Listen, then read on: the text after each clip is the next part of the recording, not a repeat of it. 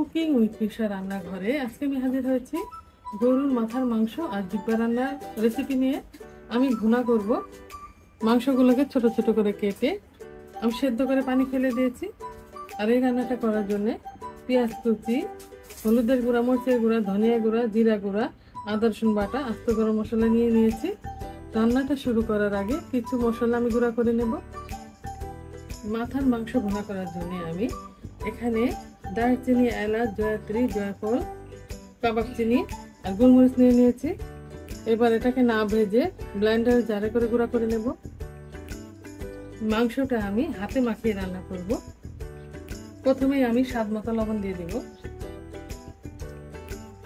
আমি কিন্তু চুলার আঁচটা জ্বালাইনি এখনো। এখানে তেজপাতা, দারচিনি, এলাচ আর কালো এলাচ আছে দিয়ে দিব। এখানে 3 কেজি পরিমাণের মতো মাংস আছে, তাই 6 টেবিল চামচের মতো আদা রসুন বাটা দিয়ে দিব। 2 টেবিল চামচ পরিমাণ হলুদের গুঁড়া আর 3 টেবিল চামচ পরিমাণ জিরা গুঁড়া আছে দিয়ে দিলাম। 2 টেবিল চামচ পরিমাণ ধনিয়া গুঁড়া, 2 টেবিল চামচ পরিমাণ মরিচের গুঁড়া দিয়ে দিলাম। 250 গ্রামের মতো পেঁয়াজ কুচি আছে দিয়ে দিলাম। এবার 1.5 কাপের মতো আমি তেল দিয়ে দিব। তারপর আমি হাতে ভালো করে মাখিয়ে নিচ্ছি। মশলার সাথে ভালো করে আমি মাখিয়ে নিয়েছি। এবার 20 মিনিটের জন্য আমি ম্যারিনেট করে রাখবো। ঢাকনা দিয়ে দিব।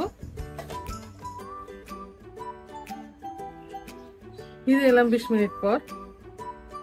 চুলার আঁচটা আমি মিডিয়াম টু লো হিটের মাঝামাঝি রেখেছি। এবার আমি আরো 10 থেকে 15 মিনিটের মতো কষিয়ে নেব ঢাকনা দিয়ে। চুলার আঁচটা মিডিয়ামে রেখে আমি 20 মিনিটের মতো কষিয়ে নিয়েছি। আর মাংস থেকে যথেষ্ট পরিমাণ পানি উঠেছে। আমি আর বাড়তি পানি দেব না, আমি আরো কিছুক্ষণ কষিয়ে নেব।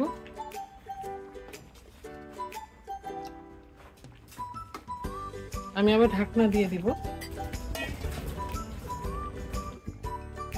চুলার আঁচটা মিডিয়ামে রেখে আমি আরো 30 মিনিটের মতো কষিয়ে নিয়েছি। মাঝখানে 1 কাপ গরম পানি দিয়ে দিয়েছিলাম। এবার শুরুতে যে গরম মশলা আমি গুঁড়া করে নিয়েছি, গরম মশলা দিয়ে দিব।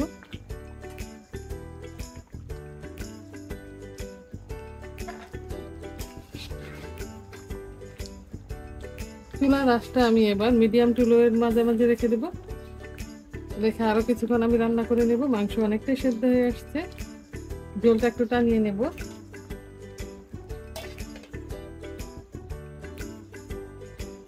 আমি আরো 20 মিনিটের মতো ভুনে নিয়েছি। রান্নাটা আমার পুরোপুরি কমপ্লিট হয়ে গেছে। এবার একটা সার্ভিং ডিশে নিয়ে দেখিয়ে দিব গরুর মাথার মাংস আর জিব্বা একসাথে ভুনা কেমন লাগে। দেখতেও কালারটা খুব চমৎকার এসেছে। চুলার আঁচটা আমি বন্ধ করে দিচ্ছি।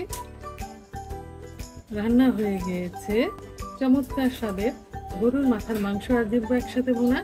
গরম ভাতের সাথে খেতে অসাধারণ লাগে, রুটি দিয়েও খাওয়া যাবে। আজ এ পর্যন্তই। আগামী দিন অন্য কোনো রেসিপি নিয়ে আপনাদের সামনে হাজির হব। আল্লাহ হাফেজ।